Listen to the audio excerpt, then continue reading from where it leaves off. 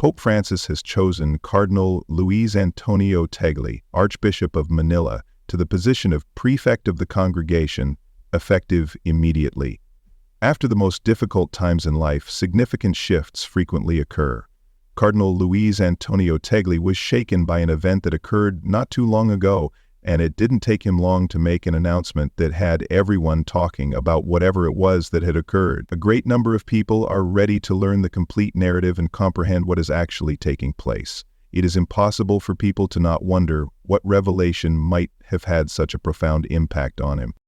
It resulted in such a significant choice being made. As someone who is held in such high esteem all across the world, is this the beginning of an entirely new chapter? Come with us as we investigate the circumstances surrounding Cardinal Tagle's recent pronouncement and the repercussions of that announcement.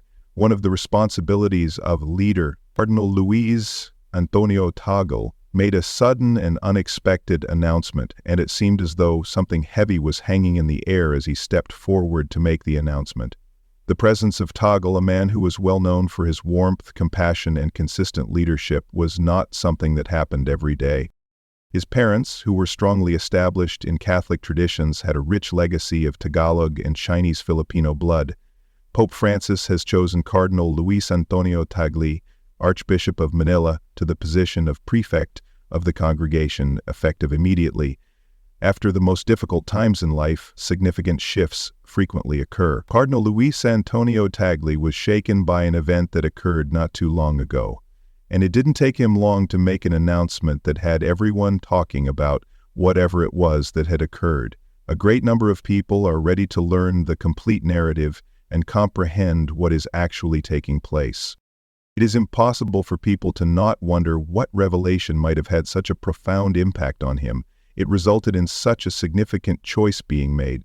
As someone who is held in such high esteem all across the world, is this the beginning of an entirely new chapter?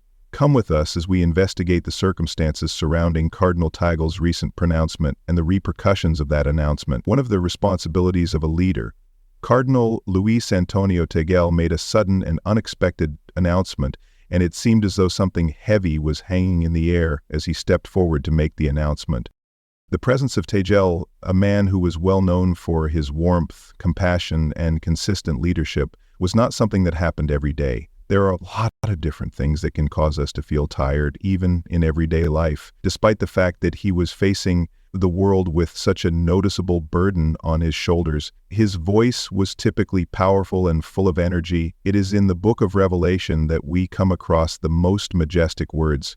The tone that was carried was different this time. It had the anguish of a leader who had witnessed something that had a profound impact on the task that he was committing himself to. People started asking difficult questions about his leadership as the story spread, and whispers escalated into open conversations as the news spread. To what extent was he capable of guiding the Church through an even more difficult period that lay ahead? And is it possible that his legacy will endure this unanticipated storm? Keep an eye out, for what it will disclose a great deal more than anyone could have possibly anticipated. It was impossible to have a complete comprehension of his parents were highly invested in the Catholic tradition. It was in this supportive setting that Tagle first gained an understanding of the concept of service, compassion, and dedication to something that was more significant than simply himself. Tagle was not the type of child who desired to be the center of attention as he was growing up. He was thoughtful, observant, and passionate about his faith. His path through education began at St. Andrew's School, where he completed both his graduated with a Bachelor of Arts degree in pre-divinity.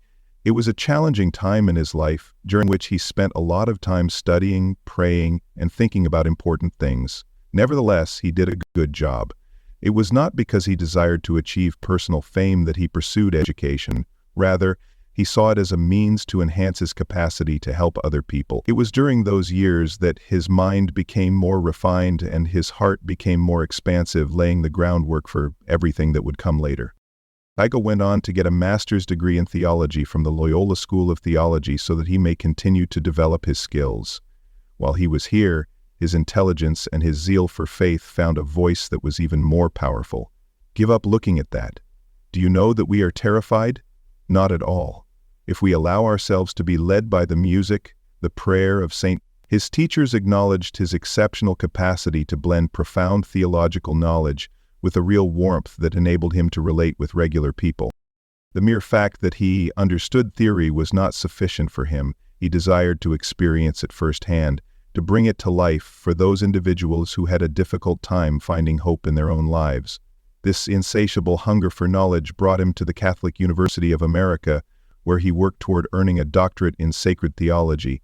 He followed this passion for knowledge beyond the Philippines. This was a time that put him to the test in new ways, forcing him to engage with difficult theological disputes and forcing him to polish his thought even further.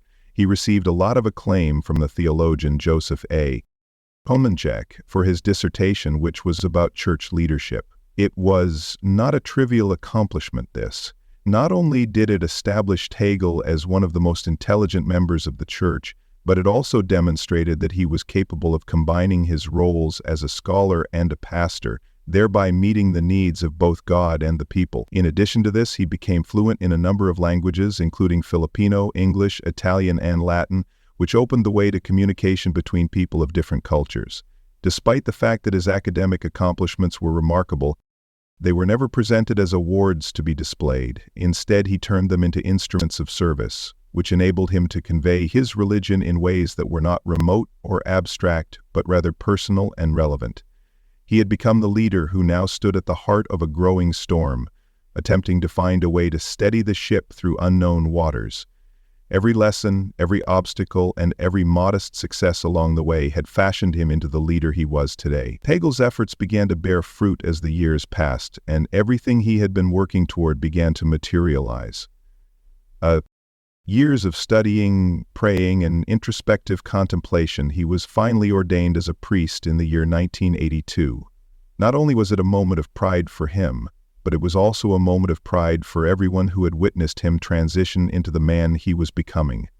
Tagle made a pledge to God and to the people he would serve while he was standing at the altar and wearing the basic garments that are worn by a new priest. It was not for the purpose of gaining power or position that he entered the priesthood. The pursuit of service with humility, love, and honesty was deeply ingrained in his heart. In addition, following his ordination, he spent a considerable amount of time working in a variety of positions around the Philippines. On occasion, he served as a teacher, assisting young brains in comprehending their religious beliefs. On other occasions, he served as a parish priest, traveling to homes and providing solace to families, as well as shepherding the prayer of smaller communities. Everyone who came into contact with him realized that he listened more than he spoke wherever he went. Even if they had nothing significant to say, he had a knack of making other people feel as though they were being heard. He was of the opinion that each individual's story was important, regardless of whether they were wealthy, impoverished, educated, or struggling to make ends meet. His efforts were not overlooked by anyone. Because of his calm leadership and profound understanding of the faith, he was able to attract the attention of individuals who lived far beyond the small villages that he visited. In the end, Pope John Paul II, who is widely regarded as one of the most revered personalities in the history of the contemporary church, recognized something exceptional in him. Tagle was given a position on the International Theological Commission by the Pope, which is a group that is comprised of some of the most brilliant minds in the Catholic world. This is not a job that was allocated at random. The fact that Tagle was trusted to help shape the thinking of the church on critical problems and to speak for people who lacked a voice was a significant indication of this trust. The efforts of priests, deacons, and pastoral helpers are aimed toward the pastoral aspects of the church and to contribute to the formation of the future of Catholic education. During his time working for the Commission, Tagle discovered that he was continuously lured deeper into the lengthy and intricate history of the church. He was invited to participate in a significant study project that was centered on the Second Vatican Council, which is more commonly referred to as Vatican II. Instead of simply writing about it in a formal academic manner, Tagle put himself in the shoes of regular people and tried to understand it from their perspective. He inquired about the significance of the Council in terms of the lives of ordinary Catholics, particularly with regard